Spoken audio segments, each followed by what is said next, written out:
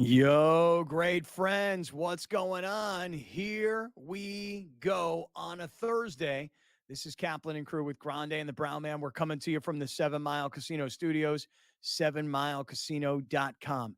To all of our great friends locally in San Diego, Orange County, LA, and throughout Southern California, the mega market, we're glad you guys are here.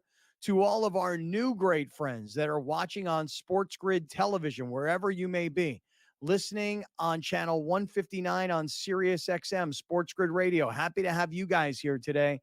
We were off yesterday because our partners at Sports Grid had some sort of a maintenance deal that they had to do, and that meant that there was no live programming. So we were off yesterday, which means 24 hours later, we're coming back. And as you guys know, our top story has been what's happening in the National League West. The Padres and the Diamondbacks continue to be on fire. They've now climbed to within 2.5 games of the Dodgers, who yesterday got Walker Buehler back. This guy has been hurt. I didn't even realize he'd pitched in 8 games already this year. He was 1-4 going into yesterday's game. Lost the game yesterday, the Dodgers did, in Milwaukee. So here come the Diamondbacks. Here come the Padres. And the Dodgers assume they're going to get healthy and pull away from everybody. Grande, Brown Man, fellas, glad you guys are here. What a day yesterday, and I got a lot of stuff on my mind for today. How we doing? Pulling away, huh? I don't see that happening anymore. I think they got a real race on their hands. I don't think there's any sort of pulling away. Whether anybody catches them is different, but I don't see a pulling away happening for the Dodgers at all, because no matter who gets healthy, that pitching staff still has issues, and they will continue to have issues for the rest of the season. What makes you say pull away? So yesterday I was on the radio up in LA on 710, and Jeff Passan from ESPN came on. Oh, the Skeens lover? Wow. I guess so. Is he known as a Skeens lover? Oh my goodness. I don't think he's tweeted about Jackson Merrill, but I've seen all his tweets about Paul Skeens. Yeah. He's a Skeener. Is that the deal? Well, I was talking to Passan yesterday, and I'm like, listen, I think that the Padres and the Diamondbacks are legitimate contenders to take the division from the Dodgers. By the way, as amazing as it's been that the Dodgers going into yesterday's games had the best record in baseball, tied, I want to say, with the Yankees and the Guardians, it is fascinating how the Dodgers have been able to have the season they're having given the injuries that they've had. Agreed. But I still think, I'm looking at what the Padres are doing right now. And here's the thing. As I look into the weekend, the Padres their schedule has become very favorable. They've got a lot of off days along the way. Today's one of them. Then they'll play Colorado, which, the hardest series on the schedule. Well, it seems to be the one that always gives the Padres the most trouble. The trap door. But Arizona just got them for 3. So, and listen, I'm looking at what the Dodgers have coming up this weekend. They've got St. Louis, so that's no easy match, So I don't think that the Dodgers are going to pull away, but there is a bit of a Dodger arrogance, if you will, that when they get everybody right, when they get everybody healthy, that they're going to be who they are on paper, and so that Passan agreed to pull away. Well, I didn't say that; he said it. No, so Passan agreed that that the Dodgers are going to pull away. That's the way I recall the conversation going. No, I don't think that's a original, thought by most people across the country. I think that when you're looking at the Diamondbacks and the Padres, what they're doing now, I think the conversation, for some reason, dude, I've been watching MLB Network recently, probably because I'm actually having fun watching baseball and I don't mind watching highlights right now. And the general sentiment is like, you don't want to face either of these teams in the postseason. Like, you do not. The Diamondbacks are the hottest team in baseball. What AJ Preller did to this is what they're saying. What AJ Preller did to that bullpen, nobody wants to see in the postseason. And both offensive lineups are very formidable right now. And if the Padres get to T-Spec, it's only going to get stronger. So that's kind of the narrative I'm seeing. I'm not really seeing that they're going to catch the Dodgers either. I don't think it's a topic. Did you just credit AJ Preller? No, I was saying what the network, what they did. Yeah. What they are saying. Okay. Who's they? But so far, listen, you look at the content of what I made today, I'm giving AJ Preller credit for what he's done for the bullpen so far. It's so far compared to last season and the moves he made at that trade deadline, where he got, who did he get? Some dude that got like 2 hits. He got Rich Hill, some other first baseman from the Marlins. All these names that are popping back up in my head. Like, they did nothing last year, and this year, so far, so good. Yeah, I will just say I think you hit on one thing that I want to just jump into, which is I'm having more fun watching baseball this year than I can remember in a really long time. And that even goes back to 2 years ago when the Padres beat the Dodgers in the playoffs and then took on the Phillies in the NLCS and lost. I'm having more fun this year because, again, I've mentioned it. I've been looking up at the Dodgers forever. I forgot to look backwards at Arizona. Now, the way Arizona and San Diego are both playing, and they're just creeping. They're just they keep winning, Arizona and San Diego, and the Dodgers will just give up a game here or there. This is why this series coming up this weekend for the Padres is so important against Colorado. You cannot afford to slip up at all. You cannot afford to lose a series. It would be even better if you could sweep the series. Just keep the good vibe rolling. And the way these guys are playing, like falling right now, would just lose 2 out of 3. Like that's a big deal right now. You'll lose so much momentum compared to the Dodgers and the Dodgers. They won 2 out of 3 against the Brewers. They're about to play right now, and they lost space. So it's like it's not even good enough to win series at the moment. It's almost like you got to keep sweeping people or teams. Let's not put ourselves in that corner, please, fellas. Let's not do that. As the person who predicted all this, let's not do that. Okay. Yeah. Can we just? Well, you know what? Can I say something? I don't think we're putting ourselves in the corner because nobody puts us in a corner. But the Padres are putting us in a corner. They're doing this to us. They're giving us the excitement. They're the ones that are playing the best baseball in franchise history. They're the ones that keep coming back from deficits late in baseball games. And then yesterday, for the first time, scoring 8 runs in the first 3 innings. They're the ones doing this to us, Browner. Not me, not Scott, not you, not the fan base.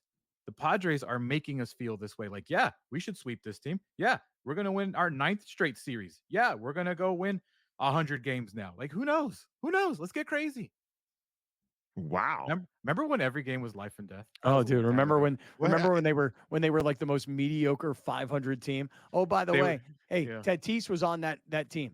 Tatis hasn't been on this team. Tatis wasn't on the team 2 years ago when they beat the Dodgers in the playoffs, and Tatis hasn't been around for the craziest run in like the history of the organization. He's literally around. When I say around, he ain't playing. That's all I'm saying. He ain't playing. That's all I'm saying. All I'm saying is this: you are not alone in this sentiment, but you guys are by far in the minority in that sentiment. All right, listen. I think that Tatis coming back should make the Padres better, just the same way the Dodgers assumed that the second they got Mookie Betts back, they would be better.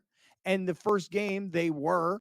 Mookie's already starting, right away, offensive production.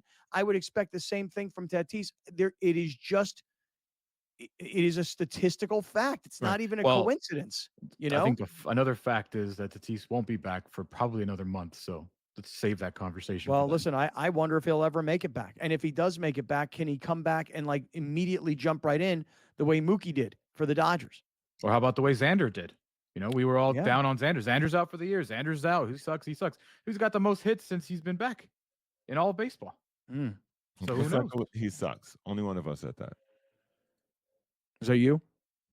No. Who said that he sucks? This guy at the bottom. Who that? The guy at the bottom who said they should never have signed him. Alex, can you move Browner to the bottom of the screen? Because I don't remember saying that. I think there you see the guy on the bottom.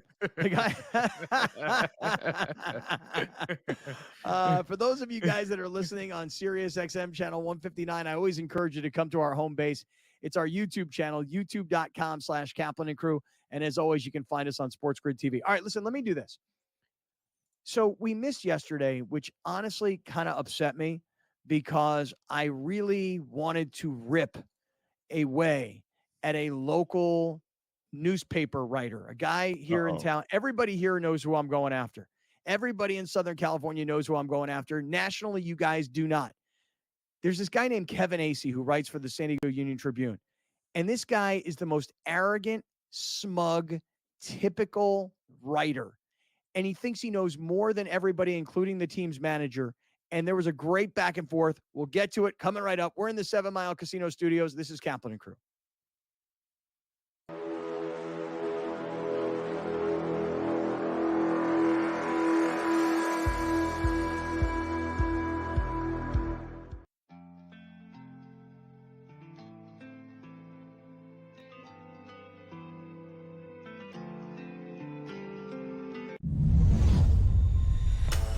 What a chance it is for Adam Paxton and Victor Tingstrom to pick up their first weekly titles. Adam Paxton, well, it's been the dream debut so far for him. For Victor Tingstrom, he'll feel like this is a moment a little while coming. A place in the final up for grabs for one. You can do it. Make that double 18 away for a place in the final. Wesley Plaisir was beaten, knocked out by Mike Warburton in a last leg decider.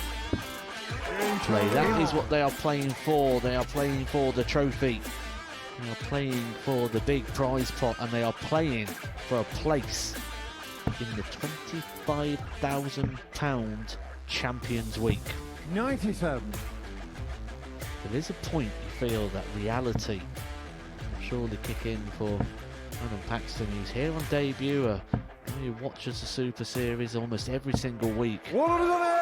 He was happy just to be playing in a group. This could be the leg that we talk about at the end of the night as being the one that changed the final, because Adam Paxton has just gone cold at the moment.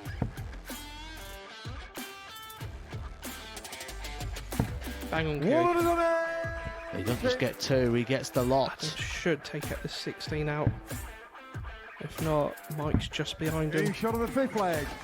Can Paxton deliver one of the biggest moments of his career so far? He can. Double 12.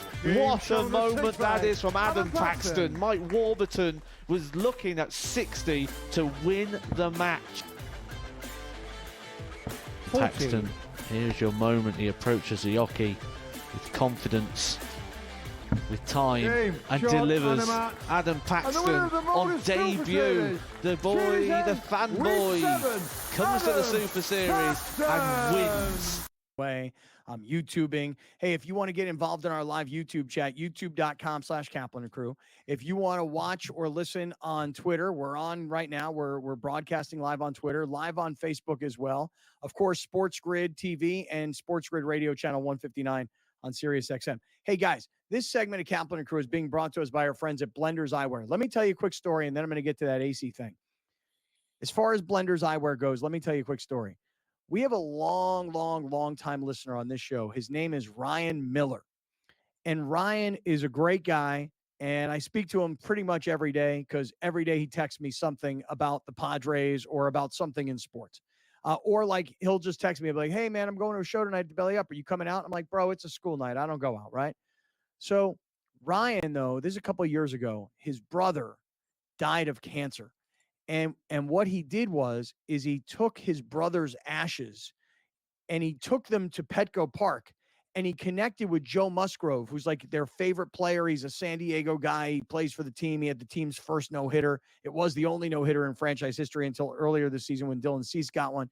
And somehow, some way, Ryan was able to get Joe Musgrove to take his brother's ashes and spread them on the field at Petco Park. Browner, you remember that story? Absolutely. I remember that story. Ryan Miller has been a huge friend to this show. He's hooked me up with a couple of stand-up opportunities as well. He's been great ever since I've met him. Ryan Miller was the guy that put me in touch with Chase Fisher, who's the founder of Blenders Eyewear. We wouldn't even have this deal with Blenders if it wasn't for Ryan. So here's what Ryan did. Ryan was able to full circle this thing, get back down on the field at Petco before the game when I think it was 2 days ago. I think it was after Musgrove had started. Did he start on Tuesday? Anyway, whatever. So Ryan says to Chase Fisher from Blenders Eyewear, hey, I'm going to go meet up with Joe Musgrove. Give me some blenders. I'm going to hook him up. So then Ryan sent me the picture here. We'll put it up on the screen for everybody that's watching. Here's Ryan on the left sitting next to Musgrove in the yellow Padres shirt. And you can see Musgrove's got on his new blenders, and then he's got, I think it's his nephew and somebody else, another friend, maybe brother, I'm not sure. But Joe Musgrove, hey, so many times you hear about athletes who are dicks, who don't want to sign autographs, who don't want to be polite to people, whatever. Joe Musgrove is like an angel of a guy. And the fact that he was able to do what he did for Ryan and his family a couple of years ago, and then Ryan able to get back to him, hook him up with the blenders. Apparently, Joe is stoked on him. And it's really cool. So now he was wearing the primes. Is that what he was wearing? I couldn't tell. Like it. Let me take a look. That does look like the primes. That's right. Mm-hmm. So Chase Fisher hooked up Ryan Miller. Ryan Miller went down and hooked up Joe Musgrove Way to go, Joe. We appreciate you and glad you are now part of that Blenders family. You can save 20% on Blenders Eyewear when you use our code Kaplan. So I don't care if you're in Philly, New York, Atlanta, Miami. You don't have to be in Southern California, okay, to enjoy these Blenders glasses. Great frames, fashionable, awesome lenses, polarized, and an amazing price point. So you can get more than just one pair. BlendersEyewear.com. Use our code Kaplan to save 20%. How about that? Me and my friends have a recurring joke about Joe Musgrove and how if he was a college athlete, he'd be crushing the NIL game because his dude is everywhere right now in San Diego. Siquan, Soapy Joe's. He has a Puesto Taco. He's got like a pizza named after him. And across the street from my house, he just opened a restaurant called 3131. Like, his dude is everywhere. Like, I got a freaking what are they called? Air freshener from Soapy Joe's with like his face on it or something. I was like, dude, I can't get away from this guy. Yeah. Welcome to the power of being the hometown guy. Right. This is what it looks like. Right. The benefit of it. Yeah. There he is. Look at his little bobblehead right there, too. Yeah, it's true. Browner, you're so right. When you're a guy from a particular town, you know, if Bryce Harper were playing for a Major League Baseball team in Las Vegas, you know, he might be everywhere. Listen, Jimmy Johnson, the longtime NASCAR driver, not the head football coach, that guy, you know, when at the height of his fame, there were car dealerships all over town with his name on them. You know, Junior Seau, when he was alive and when he was with the Chargers, you know, there was Seau's the restaurant. It seemed like Junior had his hands in everything locally. That's what Joe Musgrove is right now. He's the biggest sports star in the town. And I know Manny Machado's carrying this team, and it is his team. But Musgrove being the hometown San Diego guy with the $20 million a year contract who wants to spread money around and, like you said, go into restaurants, endorse companies, have partnerships. Good for Joe Musgrove. And by the way, with all that, he's a hell of a good dude. And what he did yesterday for Ryan was really super cool. He just seems connected. He seems plugged into the fan base. He seems plugged into the community, whether it be business or personal. Manny Machado just feels like the highest paid, best player, like face type thing. Yeah. But when it actually comes to like boots on the ground, that's clearly Musgrove. Because Musgrove's going to be here long after his career. Manny's likely going to go home to Miami. You know what I mean? You know, so anyway, listen, that was really cool. And by the way, here's one other thing. I love when longtime listeners and fans of the show will hit us up and tag us and things. There was a guy who I saw on Twitter the other day. He'd made it to Petco Park for the first time in his life.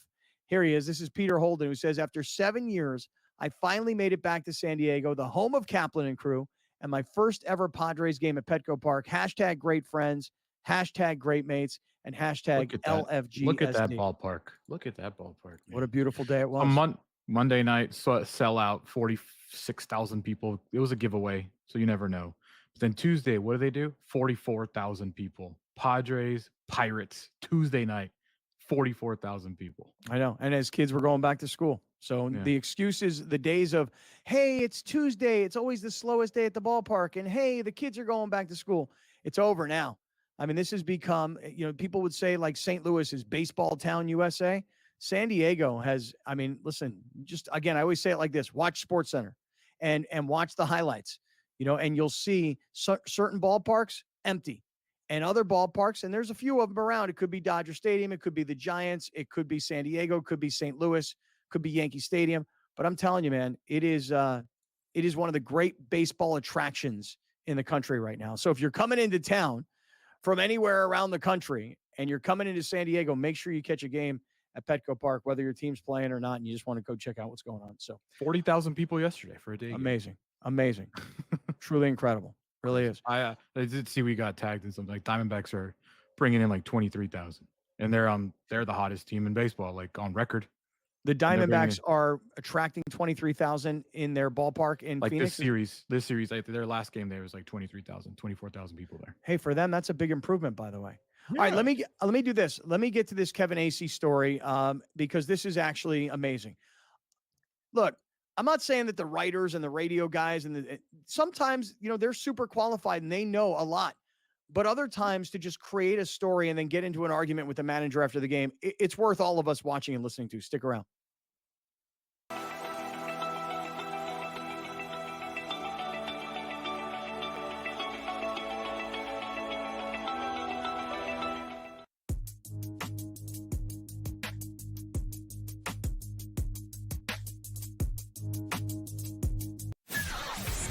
Russell Wilson listed as quarterback 1 on, of course, every team's got to put out these dopey unofficial depth charts before their preseason games.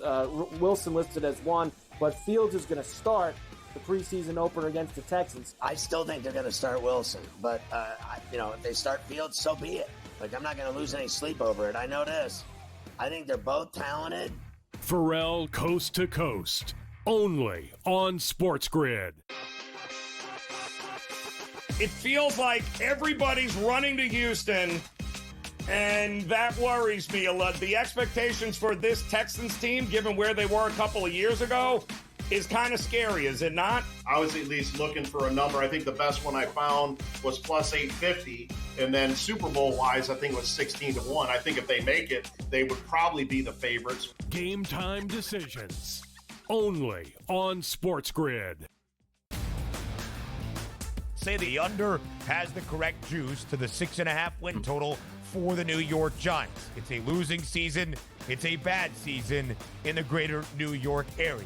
Is Brian Daboll and is Joe Shane back next year? As a Giants fan, what are you looking forward to? Absolutely nothing. You're hoping like the Yankees make a long enough run so you can forget about the Giants. The early line, only on SportsGrid. We looked borderline unprepared the end of the game. We didn't know how to match up. We didn't know how to switch that at half court. And when Gabby Williams got the ball, hit that long three to funnel her to the basket to keep that is on the staff, but it's also the fact that we did not think we were in that or going to be in that situation. Betting above the rim, only on SportsGrid. Another shout out to Joe Musgrove, to our boy Ryan Miller, to our man Chase Fisher over at Blenders Eyewear.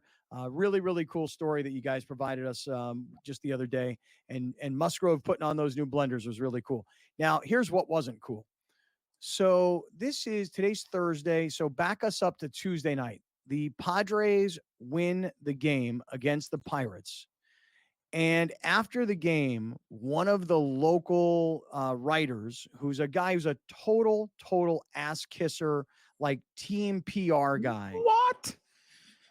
Decides that he wants to have it out with the manager because he thinks that the bullpen is being overused. Listen, man, you're winning games. It doesn't matter how you're winning games. It doesn't matter who's pitching how many innings. It doesn't matter how far your starters are taking you and how many relievers you got to use. I don't want to hear about overtaxing guys. Right now, while you're hot, you're hot. You stay hot, you keep going. You don't say to yourself, well, we can drop a game here or drop a game there. We're not going to use this guy or use that guy because we're worried about overusing him. You got to go and you got to clean up while you can. So with all that being said, this is a guy named Kevin Acey, who's been a longtime writer here in town. He and I go back many years, lots of fights.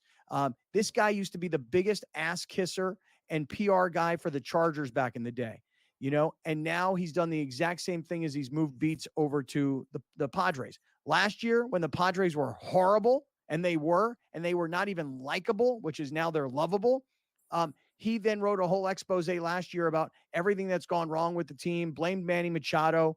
And so, listen, and by the way, should we also point out the fact that you're not just trashing this guy, like you also used to have podcasts together? So at one time we did a podcast together called, Radio Guy and Newspaper Guy, Guy versus Newspaper Guy. Versus Newspaper Guy. Yeah. He and I worked together for a while down at the Union Tribune when I was doing TV down there and he was doing, sports writing. He's just a tool, man. He always has been. And by the way, I don't personally hate the dude. I just don't like the guy. I mean, in real life or in professional life, he's an all right dude, but he's just got this smugness to him. And it only took 125 games for Mike Schilt to get over it. Yeah. So I hope we have the whole thing right here because it's important to hear what AC actually said to him because you hear what a little dramatic whiner he is.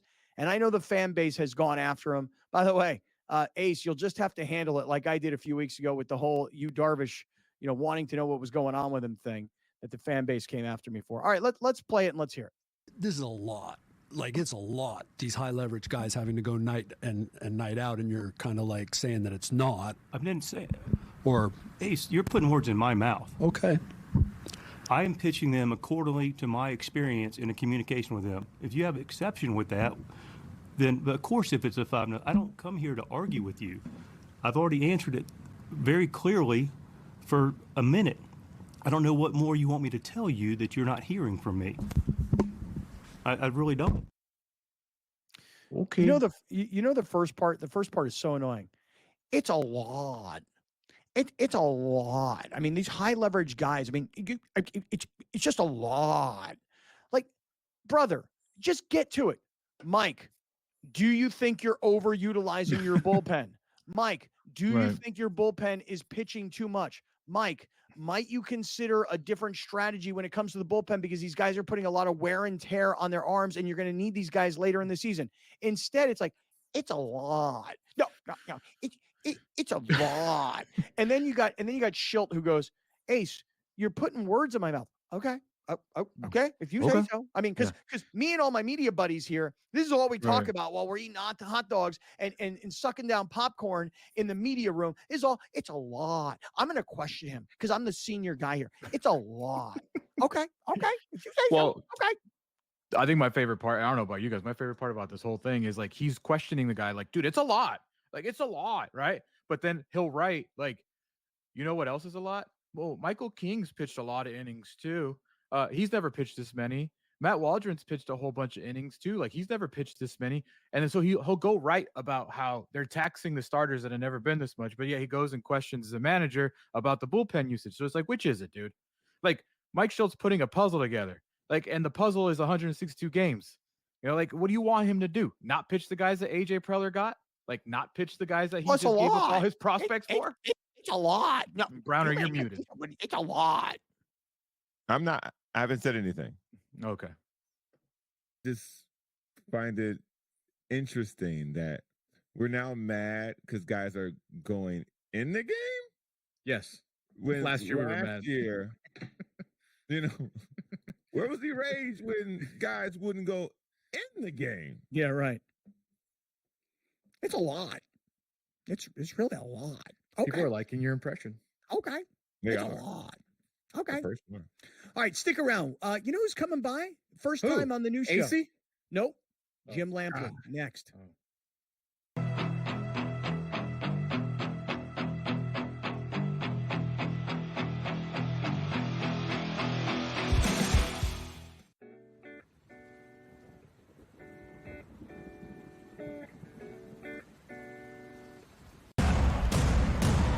What has happened? What has transpired here at the First Bank Center here in Denver, Colorado? It wasn't just a big night of fights. It was a big night of memorable moments. Conor McGregor with us here in Denver, Colorado. Good left hand from Rockhold. Right hand right back from Mike Perry.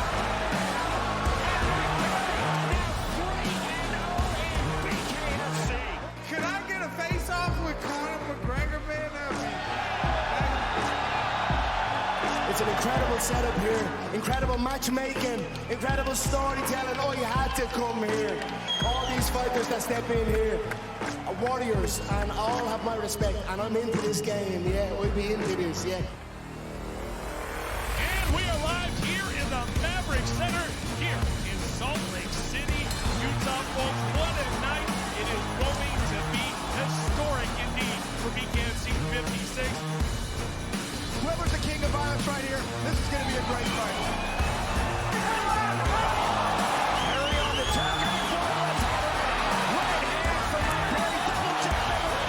Who's the king of violence? Combat fighting in its purest form, bare knuckle fighting in the city of angels. 80 seconds remaining. We've got the biggest announcement in the BKFC history we're about to make, so let's make that announcement. What's up, Knucklemania? The notorious Conor McGregor here. Ladies and gentlemen, the huge announcement that I have for you today. Conor McGregor, myself, and McGregor Sports and Entertainment is now an owner of Bare Knuckle Fighting Championship. Welcome to the big leagues. David Feldman, baby, we did it. He's now an owner of BKFC with us, and we're going to take this motherfucking thing all the way to the top now. .com.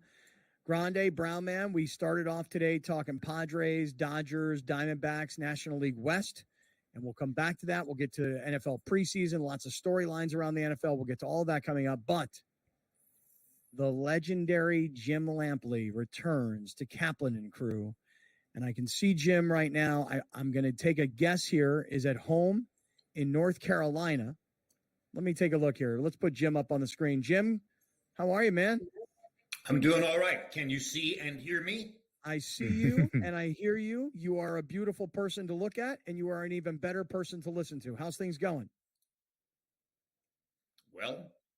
Well, if beauty and age are analogous to each other, then yes, I certainly have qualifications for beauty. I've been polishing it for 75 years. Hey, behind of credentials. And that wall of credentials used to be in your office at your home in San Diego. I love the way you've moved it down to North Carolina. I told you before, I'm so jealous of that wall of credentials. I still plan to do the same thing. I don't have as many as you have, but that is awesome. Yeah, I'm proud of my credential wall. And I know that at some point in this conversation, you're interested in talking about the Olympics, and somewhere on this wall there are 14 Olympics credentials, and I am not the curator of this particular statistic, but I have been told by a variety of different people over the years that my 14 Olympics assignments are the most of any American broadcaster. Now, I haven't gone since 2008. So maybe somebody has surpassed me and I'm just not aware of it. But I do know that at one point, the general consensus was 14 was the most for any American broadcaster. And that began at ABC Sports in 1976 with the Winter Olympics in Innsbruck and ended 32 years later at Beijing in 2008. Jim, I did want to talk to you about the Olympics because there was a point in the Olympic coverage where Mike Tirico, who was hosting for NBC, brought in Al Michaels and Bob Costas. And those are two faces and names that I also put together with the Olympics, but I put you in that same category of Al Michaels and Bob Costas. And I just was wondering, how much of it you were watching, how much of it you were taking in. Because again, I see Al and I see Bob, but I think of you as being in that same class of great all-time Olympic studio hosts. Were you watching a lot this summer? I watched some of the Olympics. I didn't watch religiously every day the way I have sometimes in the past, but I did watch a great deal of the Olympics. I had the privilege of watching the last week or so of the competition with my 11 and 8-year-old grandsons in East Hampton. If I had to choose at the end of the day between being at the Olympics or being with my grandchildren in East Hampton, I would choose being with my grandchildren in East Hampton. There might have been a time sometime in the past when I would have chosen to travel to the Olympics to participate in something like that, but nobody asked, so didn't have to put up with that. Do you feel like now in life, I mean, you mentioned that you're 75, that, hey, you know what? You've had that incredible career at the Olympics, obviously HBO boxing. I mean, the founder of the Sideline Reporter and everything else that you've done in your career. Like, are you good now? Like, you know what? Hey, there's a part of me that has a little bit of FOMO that I'm not there, but I need to live this life right now. Are you good with it? Various people approach me still to this day. You should be doing a podcast. You should be doing a regular daily broadcast. Why are you not on the air, et cetera, et cetera? I basically offloaded any expectation of all that in favor of coming here to teach at the University of North Carolina, I taught a self-created course called Evolution of Storytelling in American Electronic News Media for 5 semesters here. I got tired of it. My students wore me out. I have a great life going to basketball and football games and revisiting all of my old friends from back in the 1970s when I was in school here. Obviously, academic communities are populated by interesting people. And one of the people with whom I will sit down sometime in the next couple of weeks to rehash the Olympics is my neighbor, John Grisham. Just now getting to know John, by the way, but he's a nearby neighbor here in Chapel Hill and big sports fan, and looking forward to that. But at the end of the day, I'm finished teaching. I'm finished broadcasting. Having a podcast, doing the kind of thing that you do would be a lot of work. There's a part of me that says I'm finished working. And so I'm a spectator. And I did not see Al and Bob on the air. What I will say is that we were contemporaries, the three of us. Among the three of us, I think that it's certainly fair to say that their 2 careers were more prominent ultimately than mine. Part of that was that after 1987, I disappeared into boxing. And when I say disappeared into boxing, I'm referring to the fact that boxing is in effect a cult sport. When I chose ultimately to focus on boxing, I gave up network television assignments in sports like football, baseball, et cetera, et cetera. Why did I do that? 3 letters, HBO. For the most artistically prestigious and elevated dialogue network in the history of American television was too delectable to me to pass up in favor of anything else. So I went to HBO. I did the boxing. I worked for a while on Real Sports. I filled out my career dossier in a way that I was satisfied with, and ultimately came back here to Chapel Hill.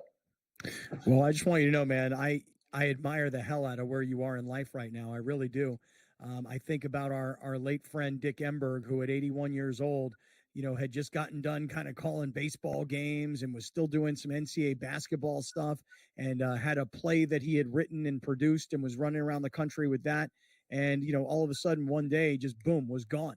And so I just admire where you are in your life and getting to spend all this time with your family and your grandkids and your wife, Deborah, and just everybody. I mean, to have the freedom that you have now is, I think, what we all aspire to eventually have.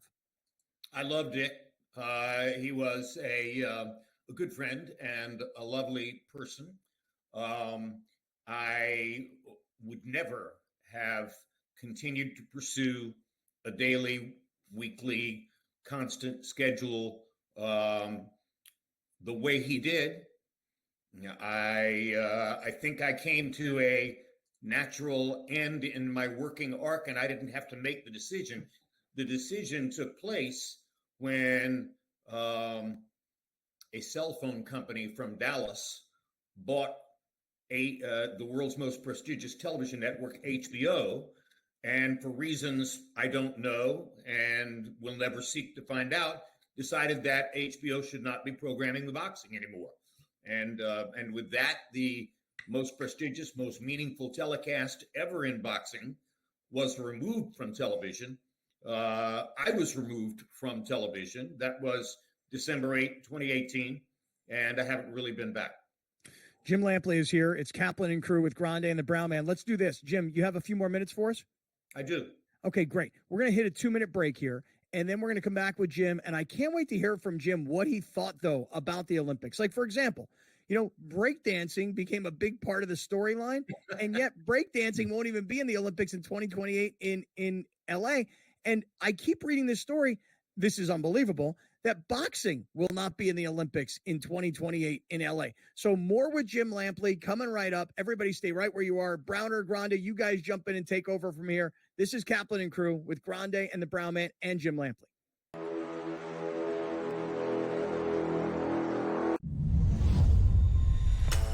What a chance it is for Adam Paxton and Victor Tingstrom to pick up their first weekly titles. Adam Paxton, well, it's been the dream debut so far for him. For Victor Tingstrom, he'll feel like this is a moment a little while coming. A place in the final up for grabs for one. You can do it. Make that double 18 away for a place in the final. Wesley Plaisir was beaten, knocked out by Mike Warburton in a last leg decider. That is what they are playing for. They are playing for the trophy. They are playing for the big prize pot, and they are playing for a place in the £25,000 Champions Week. 97. There is a point you feel that reality will surely kick in for Adam Paxton. He's here on debut. He watches the Super Series almost every single week. He was happy just to be playing in a group. This could be the leg that we talk about at the end of the night as being the one that changed the final, because Adam Paxton has just gone cold at the moment.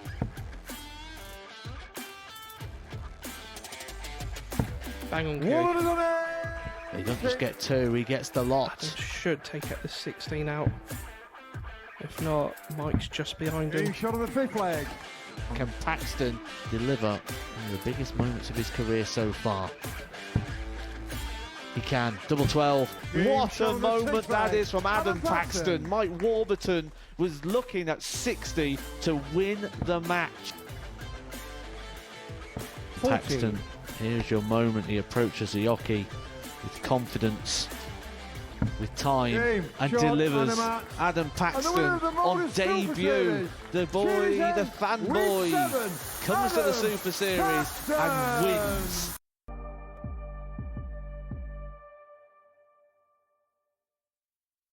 All right, spending more time with the legendary Jim Lampley here on Kaplan and Crew with Grande and the Brown Man. This segment is being brought to us by our friends at Life Brew, L-Y-F-E, lifebrew.com.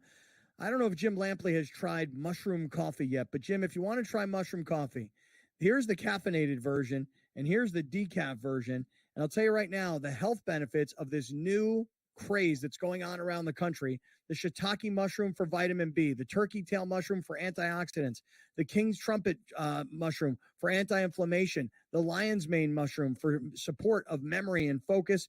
And it's all made right here in San Diego and shipped all around the country and all around the world. 30% off when you use our discount code Great Friends. Jim, should I send you some mushroom coffee? Yes, I am a fan of mushrooms in general. I'm particularly a fan of lion's mane. It's great to see how people's perceptions and understanding of the efficacy of certain substances continues to evolve, and productively so, I think, over a period of time. I saw a brief reference there to a cannabis store. Yep. The simple fact that an advertisement for a cannabis store is appearing on your screen is a mark of how far we've come, and I'm a fan. So, yeah, I'll give my address to your people, as we say. My people communicate with your people. I am my people now. Right, and I'm my people. And I'll give you my address, and you can send me whatever care package you want to send with regard to mushrooms and anything else that you can ship through the mail. Yeah, you tell Brett Weiss this. He's going to send Jim the biggest package of all time. You have no idea what is coming your way, Jim. You have no idea. Befitting my 14 Olympics credentials back here. All right, so which I could never have taken any of this stuff without fear of going through customs. So yeah, I appreciate the offer. All right, Grande, Brown Man. Yeah. So I asked Jim to come on the show to talk Olympics, post-Olympics. What he had to say. You guys want to jump in? You guys go for it. Hey, Jim, the Olympics this year was said to be, the greatest Olympics of all time. See, I heard that from a lot Like of everyone that I've ever seen, by the way. Yeah, always called the greatest Olympics of all time. I'm I'm not going to push back against that, but I can't recall an Olympics which was not described that way afterward by someone. So do you think it's more of a matter of the latest thing in that situation being the greatest thing? Because this is the new version of these athletes, like Noah Lyles winning by a toenail, people coming from behind, this issue with the woman boxer. Like there's always something new to create drama within the Olympics, what Simone Biles did. So do you think that plays more of a part in it? Or this was just due to the action, a better Olympics? I think it's both. There was indeed memorable and historic and epic action which took place at these Olympics. If you want to talk about somebody coming from behind in a dramatic and thrilling fashion, go back and find video of Bob Hayes in the 4x100 meter relay at Tokyo in 1964. And one thing I would say about that, which I have often said to people, is I understand electronic timing. I understand the absolute dictatorial authority of the stopwatch. I understand the numbers and the hundreds of seconds and stuff like that. You can't convince me that anybody has ever run faster than Bob Hayes on the anchor leg of the 4x100 meter relay at Tokyo in 1964. Watch it. I don't believe anybody has ever run faster than that. Can I be wrong? Sure. I'm an old guy. But at the end of the day, we most appreciate that which is in our hands at this moment. So coming off of everything that happened at these Olympics and the great stories well told by NBC with their long background and polish and the great work of producers like the incomparable Molly Solomon, I do believe that it's only logical and natural for the audience to continue to evolve toward higher and higher praise.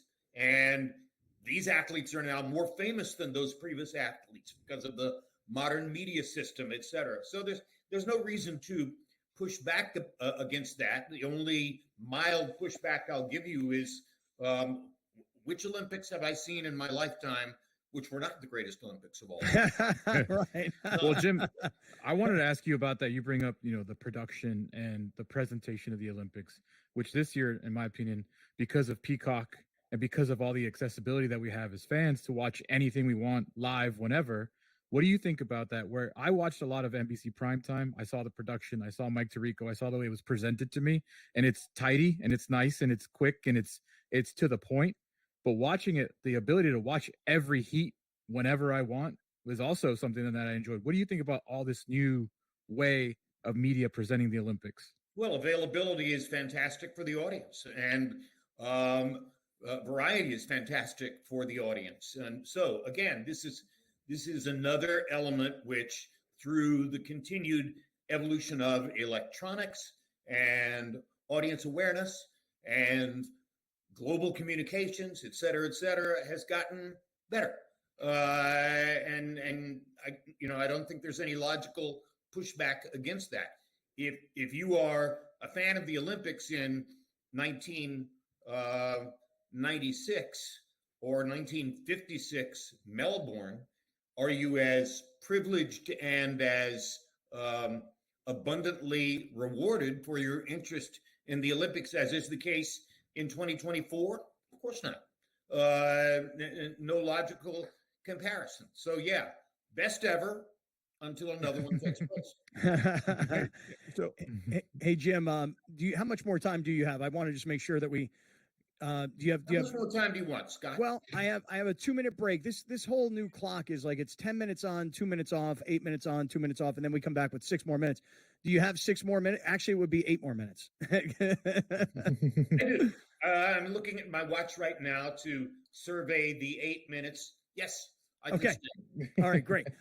Jim Lampley's here. When we come back, you know what I'd like to get from Jim is an opinion on this.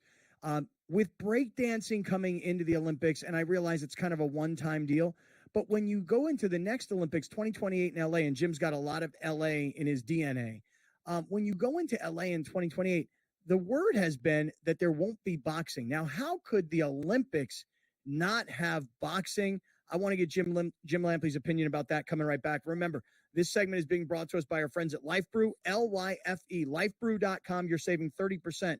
And you know Brett Weiss likes to throw in a whole bunch of other little goodies for you no matter where you are in the country. More with Jim Lampley coming right back. This is Kaplan and Crew, everybody.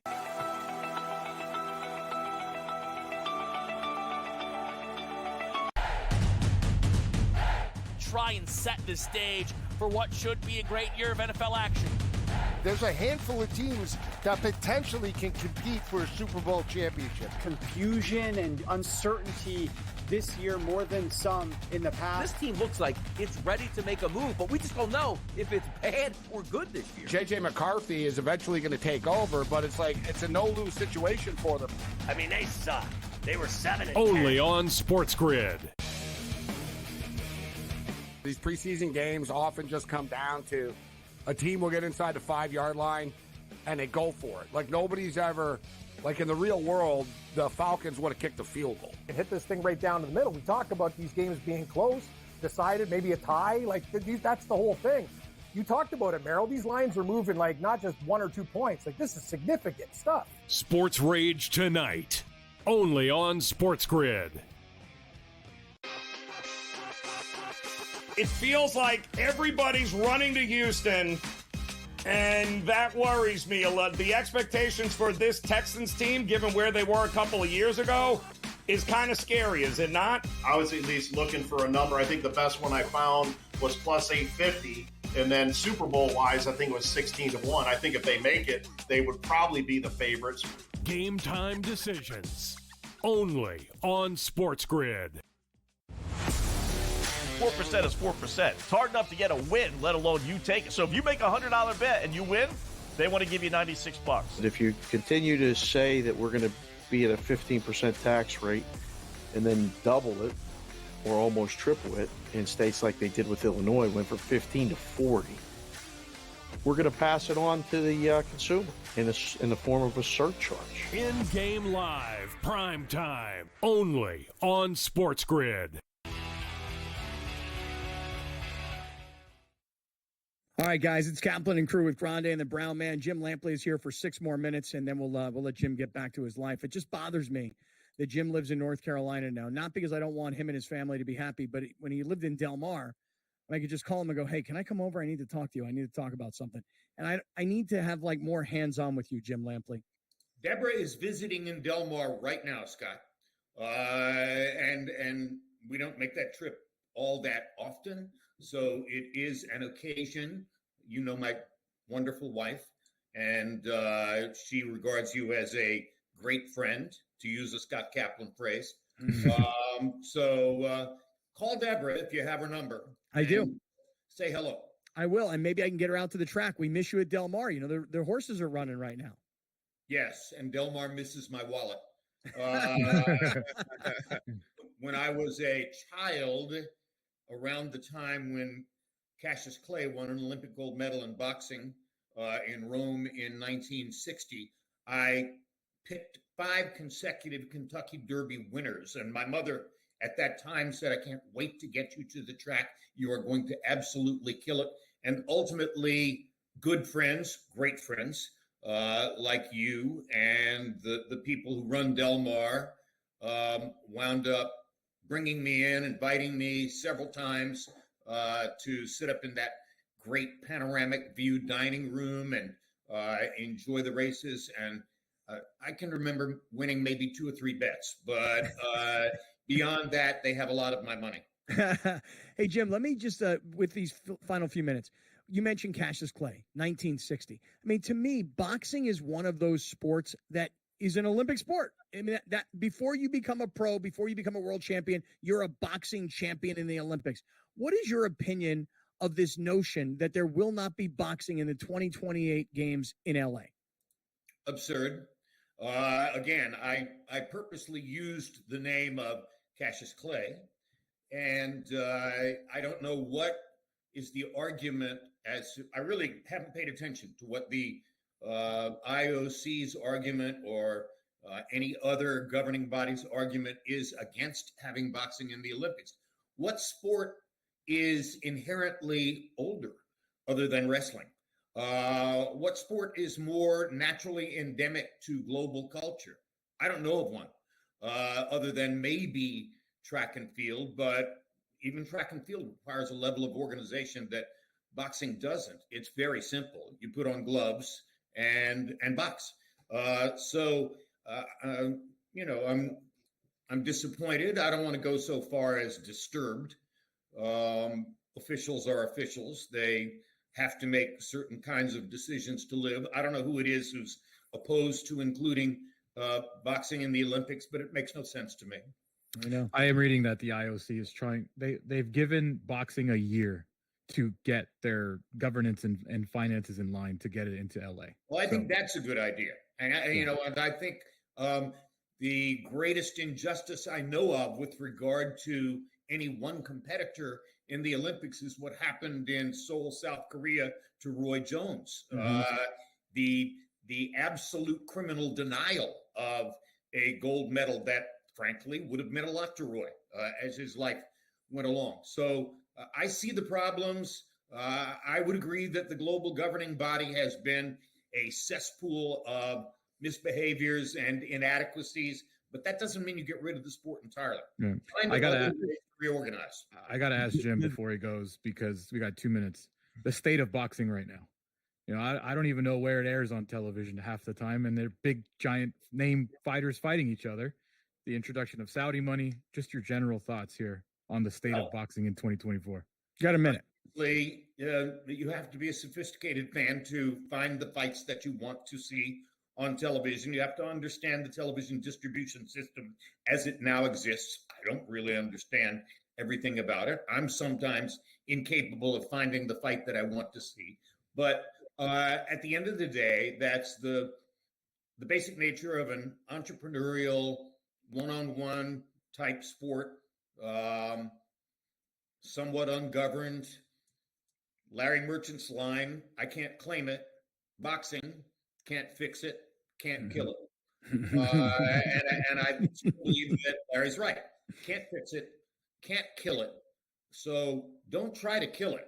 Try to fix it. And I think that's a difficult enterprise, but with the right kind of participation from the right kind of people, a better outcome could be achieved. By the way, I do have a small foothold in the current boxing scene. In my course here at the University of North Carolina, COM 490, one of the basic principles I taught to my students was that evolution among electronic entities, evolution of the business world, evolution governmentally, et cetera, creates different ways of telling news stories or sports stories. And Jim, you got 5 seconds. Sorry. Boxing's a perfect example, and I can now be accessed on an outfit called ppv.com. So Google ppv.com, and you can share Jim Lampley's observations during fights. This property runs this community. A lot of people from this community work here. They're proud of this. This has got a lot of history here. And then when you think about the beauty with the hills, the mountains, the trees, the water. One thing about this place is one of the words he kept saying, family. It's a place that when my family, everyone comes, they treat you like family. They treat you like you're one of their own. And it's, obviously when you look at the place, you look at the rooms, everything, it's like taking a step back in time. And I think that's an absolutely amazing place to be able to put your phone down and slow everything down. I mean, the world these days is so fast. Everything has to get done so quickly. And every time I've come here with my family at Greenbrier, it's like everything stops and it's slow motion. You actually get to enjoy life, enjoy your time with family. Just this place feels like I'm a kid again. You get out here and you see nature, you see the trails, you see going on a hike. I grew up in Fresno. We go up to the mountains every once in a while, and that's just kind of what it feels like a little bit. And obviously, it's more forested here and whatnot, but the 58, I don't know how to explain it. Just kind of semi-blacked out, you can kind of say. It was one of those moments where the last 4 holes, I was obviously trying to win a tournament, but it started to rain, and I just kept focusing on my game.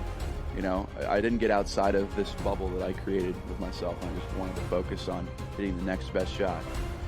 And I think that's what really pushed me on to focusing on obviously winning the tournament, but to shoot in the 50s and then ultimately make the 40-footer on the last hole for 58. That was just the cherry on top. And what a special moment, a special place in my heart forever, and probably one of the most special moments of my entire life.